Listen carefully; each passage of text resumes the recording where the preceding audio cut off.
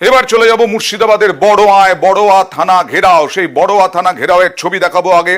বড়োয়া থানা ঘেরাওয়ে কেন ঘেরাও? ওসির বিরুদ্ধে অভিযোগ যে অভিযুক্ত খুনে অভিযুক্তকে 2 মাসের মধ্যে কি করে জামিন পেল অভিযুক্ত। কথা বলবো প্রতিনিধি প্রণবের সঙ্গে। প্রণব, কি অভিযোগ? না, প্রথমটা শুনতে পেলাম না। নিউজ 18 বাংলা দর্শক শুনতে পেলেন না, প্লিজ।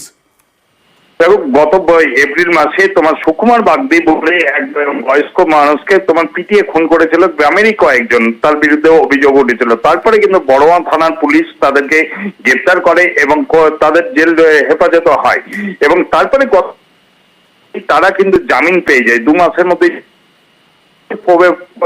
পরিবারের না, তোমার কথা স্পষ্ট হচ্ছে না, কেটে কেটে যাচ্ছে। কি অভিযোগ একটু বাইটটা শোনাই। আবার এই যে বিনা কারণে হত্যা করেছে, এর হত্যার আমরা শাস্তি চাই। একটা কিছু আমাদের করে দেন, নাইলে আমরা গরিব মানুষ, আমরা গ্রামে থাকবো কি করে? তারা তো এইসব মারধর করবে। আসামি 5টা ধরা পড়েছিল, সে 5টা আসামি 90 দিন না হইতে তাদের জামিন দিয়ে দেওয়া হয়।